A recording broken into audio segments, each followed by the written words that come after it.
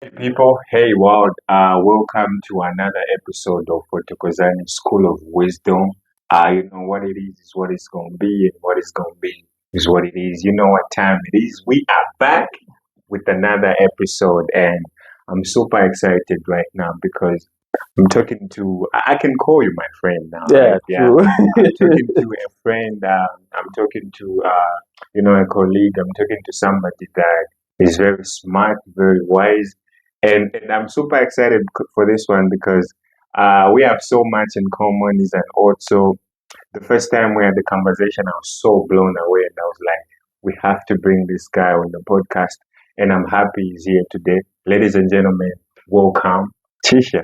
Thank you for having me, Brother Kobe. Well, It's a sheer honor and privilege for me to be here. welcome, my brother, and we're grateful to you for making time to do this. Thank you very Yeah, man, and I know this is gonna be an amazing conversation. I've said this many times. I said you and I have been pushing, even off camera, to much. have a conversation, and I think it's my fault that we always delay it. So the first time we had that conversation, I was like, oh my god, Yeah, why have I been hesitating? yeah. I think it's just the beauty of interaction. It's amazing to see just how one powerful conversation, Yeah, can lead to all this. yeah, But I'm very thankful for this opportunity, and yeah, yeah. I think we can. So let's get into it, man. Here's how we're gonna start this. So you are a Christian, and not just a Christian, but you are a very committed Christian. You honor God in the way you speak to people, in the way you treat people, in the way you love, in the way you forgive, and in the way you go about your daily life. True. And for me, I see that God is a very important aspect of your life. So who is God to you? To answer that question, I feel it's one of those questions that you don't get on a day-to-day basis. Mhm. But to me, the basic understanding of who I know God to be is the creator of the universe. He is the creator of the earth. Mhm. He is the Alpha and Omega.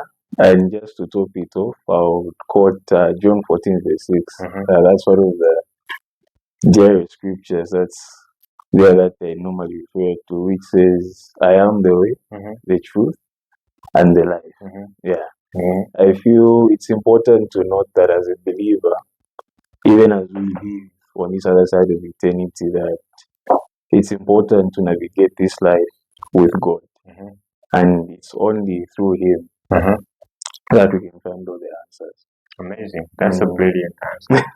Um, just to be sure, can you check for me if the mic is on? Uh, Yeah. I think it should be that. So, I mean, what I'm hearing from your answer is that God answers all questions, Yeah. right? There's people that I know out there that have tons of questions that they feel God hasn't been able to answer. And one of them is, if there's truly a God, then why is there rape? Why is there things like kidnapping? Like why can't God prevent all those things and just allow people to live happily? Why does He sit and watch all these things happen? Yeah, that's an interesting one. I feel from the very beginning, when you look at the book of Genesis, we see from there that there's a story about the fall of man, where the whole illustration in the Garden of Eden and how that turned up to be where we are, and in this place where we are. I feel as humans, we have what we call free will.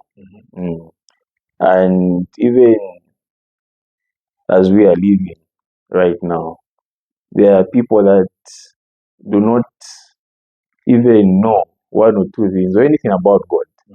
You know what I'm trying to say?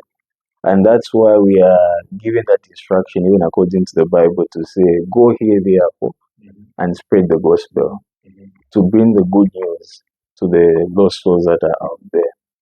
And there are so many things that each and every person has their own ideologies and their own ideas of how they want to live life, I've interacted with one person that was going through a difficult time and told me to say, do you know that even just this very bottle, if I just put my faith in this, it can do wonders for me. So I said, wow, wow, wow.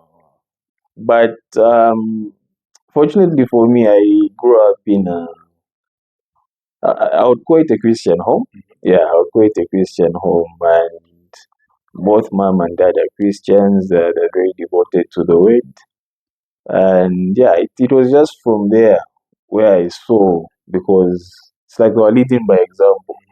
Yeah, I thought that I was a Christian and a believer, so by virtue of them being Christian, yeah, That you were born. yeah. I thought I was born again, yeah, but it's not until that thing started really pushing me and asking me to say, "Are you really a child of God?" Yeah. Because believe it or not, you and I, Brother Dickson, we have to give an encounter. And it's not as a group, it's as a person, it's as a person, yeah.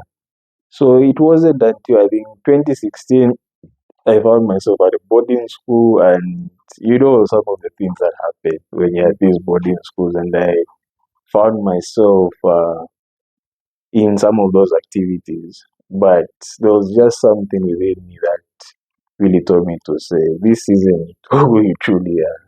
Because you're trying to fit in, you're trying to blend in with, the masses, you also want to be cool, but that truly wasn't who I was. And I feel that was when that transformation now started happening with me. I think if you read, I hope I've quoted it correct, but I think it should be the book of James, 1 verse 9. I think that says something like, if we confess with our mouths, He is faithful and just to forgive our sins. And I made that right step to have and also just to establish a relationship with God. I think that scripture I quoted is also found in Romans. In Romans, you read it from Romans. And believe, yes, I think should be. So how long have you been a Christian for? You say you talked about having an encounter with God. Yeah. Like, what was it for you? Can you still remember the encounter that you had with Him? I've heard people talk about how they had a visitation from an angel of the Lord. I've heard people saying they knew God's voice. And just for somebody out there that's asking to say, what's really this encounter with God? What's really interesting? Interesting. I know for me it was just there was just something about my self-conscious, so to say, because when I went to boarding school, I came from a household where even just insulting was a very big issue. You get what I'm trying to say? And I found myself in an environment where those things were very normal. You'd find people that are insulting, you'd find people of just, different characters. Yeah, and it wasn't, I think, at the time, that this should be September 16, 2016, yeah. It was actually a Sunday morning. I was about to go to church, and during that moment, I just got up. I just started thinking about my life. I just started just looking at myself as a being, because I got myself to say, this isn't who I really am, and this is not who I've been raised up to be. And at that point, there was sort of a debate. At the boarding school, was an option whether you can be in boarding or you can be in day. And I wanted to come out, but my parents weren't really for the idea of me like going out. And that's how I didn't even go for the service. I just knelt down and just started praying, and I just found myself, crying.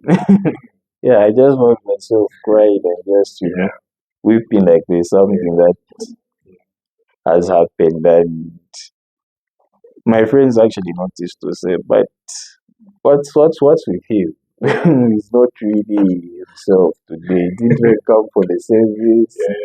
Yeah, and from that point onwards, I talked to my parents about it. I told them to say, no, This is what happened. this is what happened. Yeah, I feel being in here, I'm going to lose my way. And yeah, I want to live for Christ. I want to live for That's Christ. powerful. But in that encounter that you had with God, because I've heard stories and I've seen situations even in the Bible, and I think even for me, what happened was after my encounter with God, that's when I started realizing what exactly life is all about and why exactly I was created. So would you say after that moment of having an encounter with God is when you realize what your purpose is in life? Or maybe it was at a later stage? It was at a later stage. I feel it was really at a later stage. Because even up to now, if I'm being honest with you, I can't say I've come to fully know what my purpose is. I feel it's more of a work in progress situation. So I'm praying about it, and I mean, to me, it is like 1,000 years. And yeah, each and every time I'm praying about it, and I'm just being frank with him, because having a relationship with God is you being at a point where you're fully honest with him. You know what I mean? You're fully honest with him, because God doesn't communicate with who you pretend to be. He communicates with who you really are. Yeah, he communicates with who you really are. And yeah, many of the times when we are going about life, and I've seen this with people where someone is depicting a certain image, but they are living the opposite life. You know what I'm trying to say? But even just from the scripture that I quoted, which is John 14, verse 6, for he is the way, he is the truth, and he is the life. Yeah, we get to see from that to say that he knows. He's the Alpha and Omega, he's the beginning. He knows your heart, yeah, true. Yeah, so from the time you've been born again, in your Christian walk, what would you say has been the biggest challenge for you? The biggest challenge for me has been, by far, I would say fitting in. Yeah, fitting in, especially with my peers.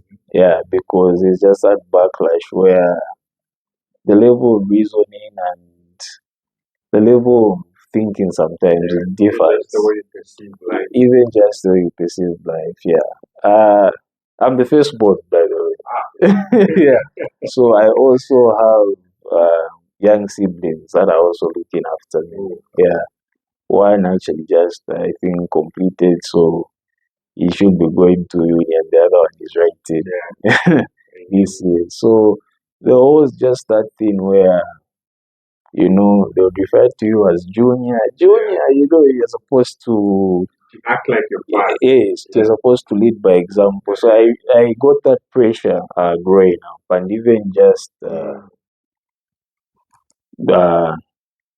me being here right now, it was just from that, I would say. It's crazy. You reminded me of a conversation I had with a friend of mine, I think, last week, Friday. We're talking about backgrounds, family backgrounds, and everything. She asked me a question. She said, why is it that all firstborn tend to be abnormally mature? And then That's interesting. why do most firstborns? Of course, we can't say all because we haven't met all of them. But from what I've seen, most firstborns tend to be abnormally mature. True. For me personally, I'll speak for myself. Yeah. I'll speak for myself. There's just been that comparison between me and my father. I feel. So there's that thing of where I'm compared to him. But the kicker here is both of us, you and I, are here to run our own race. The very fact that we don't share the same birthday and we won't die on the same day. You know what I'm trying to say? and life in itself is unique in that way. Today, you might buy a car, I might find employment, and I might buy a car later on. You get what I'm trying to say? So, life in itself is very unique. For me, it just came as one of those things that they really put very hard for me to say, you have young siblings that are following after you, and if you don't lead by example, what is going to become of them? Yeah. But as I am growing now, I'm not really, because they're also growing. Yes, they're also growing. So I'm not really into that as much. I feel life in itself is unique and one should embrace their own things that they're here to learn. I hear you. And I can relate to that because even after I got I can relate to that even after I got my first girlfriend. I was scared, like, okay, I have young siblings, I have young sisters that are looking up to me, and if they find out that I have a girlfriend now, does that then give them a green card to say you can also get into a relationship? Because for me, I felt like I was ready mentally, maybe spiritually, but when you look at your siblings, right, they're like, I don't think they're ready for a relationship at this stage. And they were like, what, 13, 14? Yeah. I don't think you're ready for like a really serious relationship at that age. So I think just being a first child puts a lot of pressure on you. Just being just being itself. in a natural sense. Just being itself. It puts a lot of pressure on you. And you talked about being compared to your father. So every time, because I know comparison I think is a killer of joy. Yes. Right? Because comparing two people, and especially comparing things that are very unlike. Yeah. Right? If you're gonna compare things, compare similar things. Similar things. So how does that used to make you feel? How did that used to make you feel, like just being compared to this man who's your father? Back then, I won't lie, it's something that used to get to me. Yeah, because the main focus that they really looked at was, he's a hardworking man, look at what he's achieved and all that kind of stuff. And they also want you to live up to that expectation. But when I started growing, I started realizing that you only have one cup to fill, if I can say that, and it's only your cup. And it's only your cup. Yeah, and it's only your cup, yes. Because if you won't fill your cup, who is going to do it for you? And many other times we want to live for others, want to live to please others, and we want to live like it's other people that are running our lives. But it's only from filling your cup and from the overspill that comes from that cup are you going to be able to save others as well. So that's what I would put it. So in the beginning, like back when I was in primary, it's something that, yeah, it would get to you here and there. But the more I started growing as well, I started realizing to say, I also have a way of how I perceive life, and it won't make sense, to others. And not because they are bad people or there's any, sort of animosity that's there, but there's just a certain way. Because when if I ask you and your sibling, you don't wake up at the same time, and this may be by coincidence. Yes. That happens, yeah. So it got to me when I was very young, but now I feel I'm at a point where I'm also, by His grace, being molded into what He's intended for me to be. Yes. Because I feel greatness in itself is not something that we chase. I believe greatness is something that starts from within. As long as we are at a point where we are able to start working on ourselves, and the process of curving, yes, is curving us into His intended purpose and why He's brought us here. I hear you.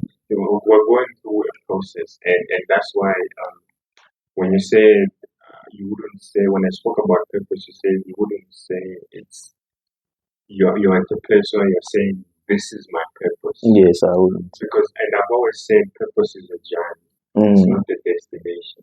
True. There's no, this is it. I'm here now. This is my purpose. Just talking to you like right now. This is, it's a process, right? And true purpose is usually discovered in the process. Yeah, in the That's what I process. always say. Like Sure. God tells you, okay, do this. When you're done doing this, go and do this. Go I and think do it. purpose is, I recently heard this from, I don't know if you know this actress, Viola Davis.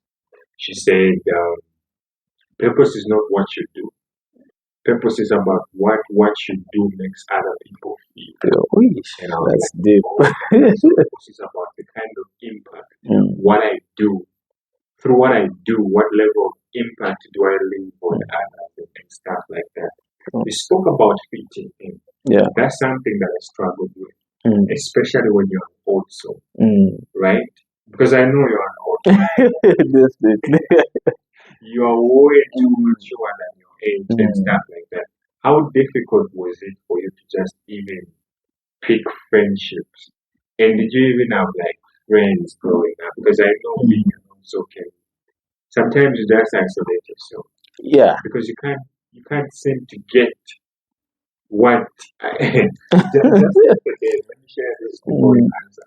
Just yesterday I was like just surfing through social media and I saw a friend of mine post they went out with friends, they were swimming, they're just that young vibe, they were having fun and stuff like that. They bought drinks, just having fun, young people having fun, and that's okay. There's nothing wrong with that.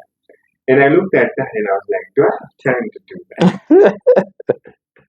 Interesting. Because I'm constantly thinking about investment. I'm constantly thinking about improving my life. I'm constantly thinking about reading, self-development. So how difficult was it for you to just even pick friends, find friends? Yeah, so back in the day, it wasn't really difficult because you're young and not that you're trying to fit in. Of course, from Sunday school, all those stories that you would read and that kind of thing. For me, friendship is something that has been very organic, and not to brag about it. If there's one thing I really loved about my life is, for some reason, I'm always led to the right people. The right people are always led to me. Yeah. So back, That's a good answer. so back in the day, there was, especially like when I was growing up, I wasn't very big on having like a gang. You would call it a group of friends, but yeah, there were specifically just certain people that you would see to say, okay, this guy is, giving some traits that I also have. I think we can see how we can communicate and we can work together. And that's how I started like just being friends with those people. So you find that even maybe after class, seated together, having lunch and that kind of thing. Yeah, so there's always been that. After that, there was this thing of now where I'm beginning to mature, and like from primary now, the transition is now going to secondary school. There, I feel that's where it really gets real. Yeah. So how I dealt with it was, I had only two friends in high school. One is actually been running a business now. Yeah. So I only had two friends in high school, and we just used to move together. But when it comes with basic interaction with others, I've been one person that has just been cool with everyone, just keeping the peace with everyone, just be polite. Yeah, that's it. Yeah, be in peace with everyone. Yeah, but just be in peace with everyone. Yeah, so I was that type of kid that would, just everyone would say hi here and there, but it wasn't that we are friends like that. Yeah, but how difficult is it for you now to engage in conversations with certain people? with certain people. Because when you're an old soul, you tend to be deep all the time.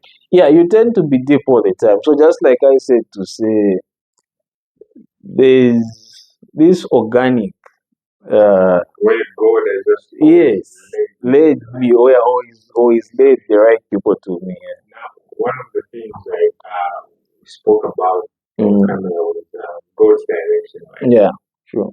I'm now thinking, because you said because of how you allowed God to lead your life, He's always direct you towards the right people, or He's always brought the right people to you, the right friendships. The right friendships, true. How I want you to describe how God's direction look like. Maybe somebody right now is praying and they're saying, God, I need direction. Help me find real friends, help me find real people, real connections.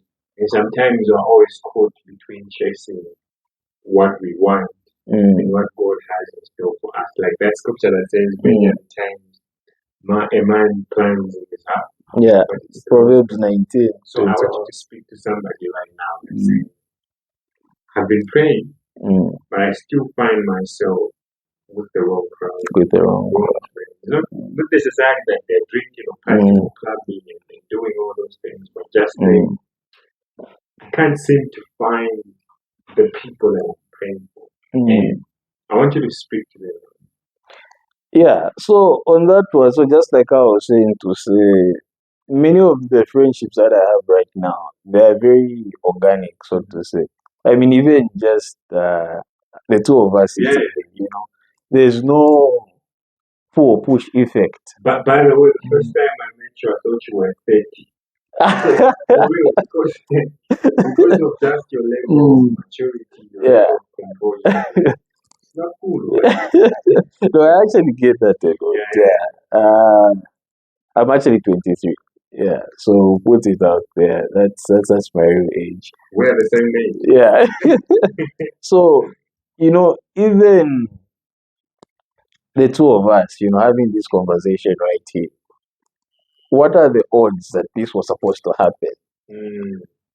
I've known you for quite some time, Of course, we can't say we were friends like when I got to know. But it's been a year now, You get what I'm trying to say? It's been a year now.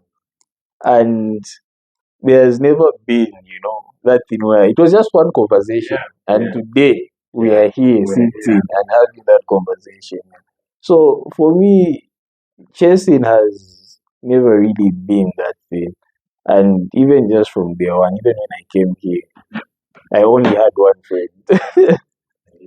I only had one friend. And it's just, I feel, knowing some of the people that you feel can pour into your cup, and you can also pour into their cup. Yeah. I feel that's the most important thing. Right now, I have 3 friends. Yeah. One of them is Akustojo. I'm sure you know him. Yeah. Very good guy, actually. And the other one is Musa Piri. But Musa and I, we go way back, even during high school. So it's knowing that in his own time, he makes things right. In his own time, he makes things right, and the right people for you. And how do you know that this is right? Because everything, you should also look at the attributes of God. God is love, God is peace, God is kind. And how do you know that this is from the Lord? No, I've never looked at that. Exactly. How do you know that this is from God? As long as, I always tell people, for me, as long as it doesn't come with peace, as long as it disrupts my mental state, then I don't want it. Then I don't want it. But sometimes it can start off as peaceful. Sometimes. So you start those things, those signs later. Those signs later on. Be a sign from God that true. To move on. True. So for you, friendships have always come natural. Yeah, natural. Because you allow God to direct your life. Exactly. So if somebody's listening out there, all they have to do is when they pray, just allow God to do his thing. Yeah, let him do his thing. For, like they're saying, look at the attributes of God. Yeah, look at the attributes of He's God. peaceful, he's loving, he's kind, he's forgiving, he's selfless, right? He always has his best interest at heart. And some friendships don't have that. Yeah, they don't have. Some friendships don't have. Some friendships, people are just wasting time. Yeah, they're just wasting time. But now let's talk about losing friends. Yeah. Right? Like how. I don't want to ask it like this because I feel like we're talking about it. But somebody asked me yesterday, I told them about this episode. They said, how do I know that a friendship has to end? That's interesting. How do I know that I think it's time to let go and I think this friendship has to come to an end? That's an interesting one. I can't say that I've encountered that on multiple occasions, but I feel my take is you get to see, I feel, the signs in the beginning. And many other times, I had like one friend of mine who were very close and we used to get along. But when it comes to knowing who you truly are and knowing your priorities as a person as well, I feel it's one of the most important things that you can also highlight to yourself to say, is this person, pouring in my cup, and this next season of my life, how can I see them adding value to me? You know what I'm trying to say? Because as much as we are friends, we're supposed to build each other. There should be that level of mutual respect first and foremost, and that level of being able to impact each other. You know what I'm trying to say? I did know that you are an author, by the way. So when I heard that, for me it was like, wow. So where does he get, that courage to even write books? And that in itself, it left a certain impact. It left a certain impression about you. And I got very challenged to say, wow. So not only does, you're welcome, not only does he have his own podcast that he's doing, but he also writes books. And it's about just knowing, I feel, trying to know and trying to analyze if that person is going to pour into your cup. Because even you pouring into their cup, and if you're the one that's pouring into their cup, it's exhausting. Yeah, it is. It's exhausting. Because you get drained. Yeah, you get drained. Nothing left. You've got nothing left, yes. But what is the basis of your friendship? And how are you guys impacting one another? So I feel that's my take on that one. And for me, I think I'm also big on just understanding and realizing to say, just because you needed them in your last season doesn't mean you're going to need them in your new season. Because sometimes you are growing, and some people grow faster than others. Some people develop faster than others. And I'm somebody that's constantly chasing growth. I'm somebody that's a risk taker. And I don't know, man. I'm always seeking something new. I'm always up to something, if I may say that, because one of my goals is to die empty.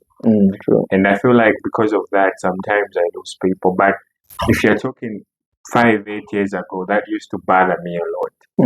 But now I accept it because immediately I let those people go. It's like I'm leaving room for God to bring in new people. So it's like God is saying, look, and we're about to talk about dating in a few.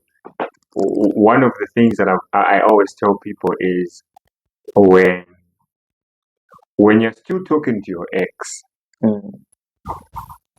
it's like you're refusing to let them go so that another person that's meant for you can come into your life. Because that space that the new person is supposed to occupy, you're still giving it to your ex. But you're still praying for a serious partner, but how is God going to give you a new partner? Because when He checks your life, there is no space to accommodate that new partner.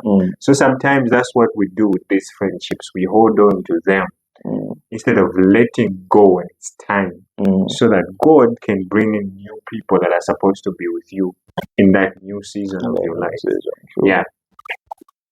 I'm gonna ask this very bluntly. Yeah. How difficult is it to date as an old soul? As an old soul. Yeah. Yeah, that's very interesting. Is your mic John? Yeah, my mic should be on. Yeah. Oh. That's an interesting one. So to start with first, I've never dated before. I've never been in any sort of romantic relationship. Yeah, I've had a little bit of situations going here and there. Yeah, but nothing has ever come to fruition where I would say that I'm actually going out with this person or anything like that. And from my own personal encounter, I feel that has just been by God's design, because many at the time I feel we don't give God enough credit for closed doors, because we don't know how much ruin they would have brought in our lives. So so just to make a comment on that one. So last year I had an encounter with a young lady, and to cut the long story short, I got to find out the hard way, and this was on Valentine's Day, that she actually had a boyfriend. Yeah, but back then, like when we were just interacting, it's like she was, just giving me sort of like picture to say that she's just single, she's just alone. Yeah, and when I first found out about that, I was hurt. I was hurt. I was hurt. And the situation only came to make sense, I feel, on Sunday, when I was seated and I was just contemplating. And by then I had sobered up, obviously. And this thought just came into my mind to say, was it by coincidence that I saw what I saw? You know what I'm trying to say? Or was it God that was trying to tell me something to say? Exactly. You would have never realized this. Exactly. That was true your person. Exactly. Or is it Him that's trying to tell me to say, move forward or move backwards? The choice is yours. You know what I'm trying to say? Yeah. And from that, I just got to realize to say, this is deep. Because prior to that, me seeing even that, I wanted to get to know this person. And on Valentine's Day, the same day I found out that uh, I wanted to do something with her. But it just sort of happened that this is the occurrence that was there. Yeah, so after that, it was just me realizing, and I felt that was God trying to talk to me to say, no, that's the person. So it's either you're going to move forward or you're going to move backwards. Yeah. And from that, I got to know, because, had I invested in that person, what would have been left of me? Like right now? Yeah, they've been shattered. That would have been shattered. Yeah. So sometimes the way we view rejection from God, I don't really think it's rejection. I feel it's, of course, it feels like rejection, but sometimes God's rejection is protection. I've seen this quote somewhere that says, when God says no, it's His protection. When He says yes, that's His direction. That's powerful. Yeah, that's His direction. So that from that situation, or from that encounter, I just got to know to say, some of these things we rush into them. I feel the whole concept of dating, especially from our generation, I feel it's something that's really overrated, and it's like each and every person, each and every Jim and Jack here is trying to be in a relationship. Yeah. But it doesn't, work like that. It takes a lot. It takes a lot. It really takes a lot. And even at this point in time, I've never had a girlfriend before, and I'm not even ashamed to say that, because I believe there's a bigger plan for me in my life, and all things will go. That's something that this generation frowns upon. Yeah. Like when you just choose to be single, they tend to frown upon. Yeah, they tend to frown upon it. But so even you saying you've never had a girlfriend, that's something that most people would look at and say, that's weird. That's weird, yeah. Or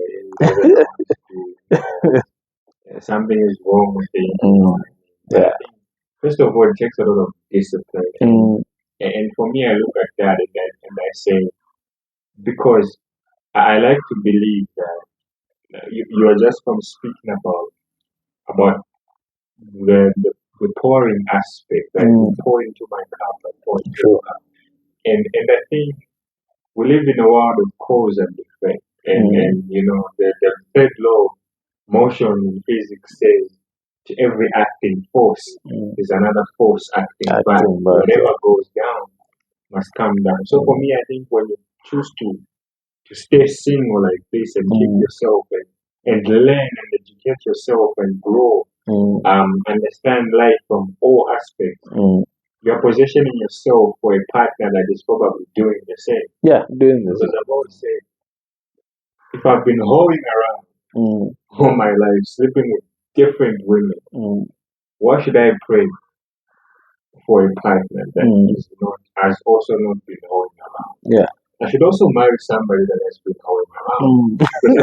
No, for real. Yeah, true. If I've kept myself, then I deserve somebody who has kept themselves as True. well. So I think for me, I have to applaud what you're doing, because that just means, look, I'm positioning myself for something better. Yeah. And God can't give you something that you don't deserve. Yeah, you know, you can't. He can't give you something that you don't deserve. So that's huge, man. But I think for me, the struggle that I find is, because I'm an author, is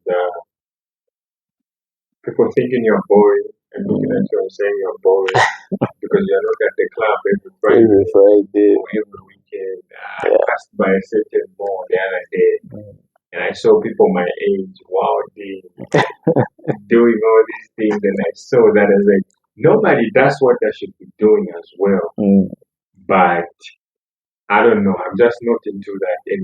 And out there, everybody seems to want that. Everybody seems to want that lifestyle and stuff like that. And one of the things that I realized yesterday is that wisdom is painful. Yeah. Like I realized this yesterday, like wisdom is painful. Because I said, for you, everything tends to be deep. Yeah. So it's like, whatever is going on, you sit down and think, you say, okay, what's this? Yeah. How can what is God saying about this? Okay, this and this. You know, you're always thinking about it. I find myself doing that a lot. Yeah. So one of the things that we said we're going to talk about is blessings, right? Yeah. The aspect of shouting, I receive. In the church. Yeah. First and foremost, that's not something that I see on a day-to-day basis, because I come from the churches that I went to as a kid. So-called papas. Papas, I see. Go to just transfer 100,000 in your account. You're supposed to sow a seed. Yeah, that's a good one.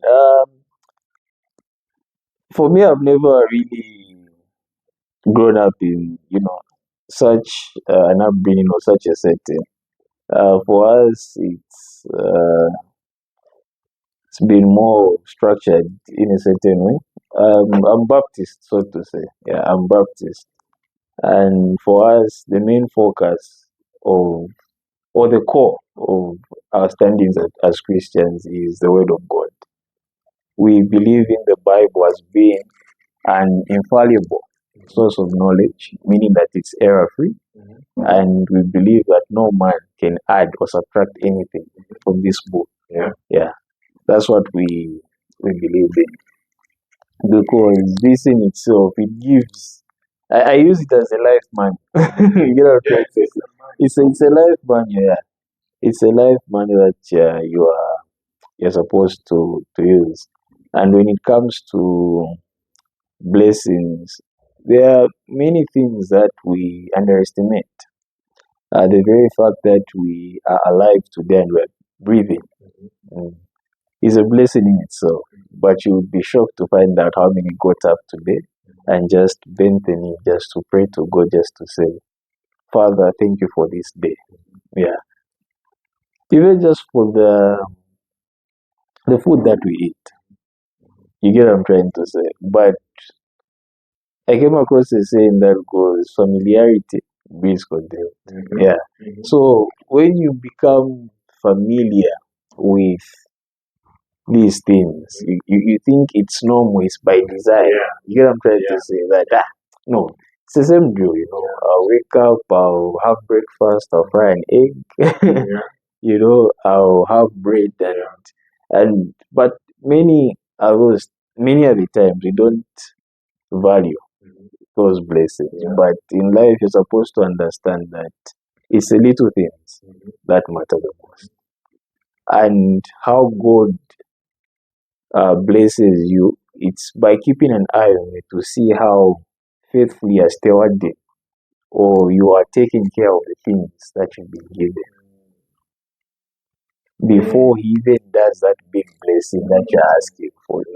You know what I'm trying to say? And he prepares you, he molds you, he directs you.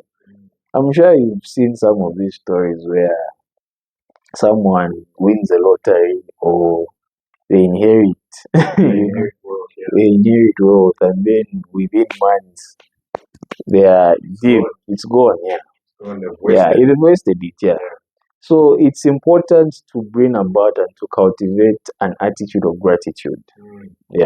That's what I would say. And for me, each and every day, I always ensure that I spend time with him just to first say thank you, to pray to him, just to acknowledge him on a day-to-day basis, and to say thank you just for the good day. I was kind of joking to say that's why he's single for long.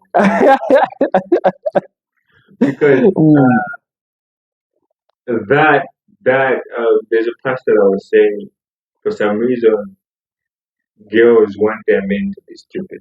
Like when you're organized, when you know what you want, when you are so composed, when you're so rooted in your purpose. I don't know if that scares them, I don't know, but there's a lady that confessed to me. She said good things are scary. So when you see a man doing all the right things, you get scared. But what you're saying, what you're from saying, what I'm hearing is management, right? The Bible in Luke talks about how if you can be trusted with small amounts, you'll be trusted with large amounts.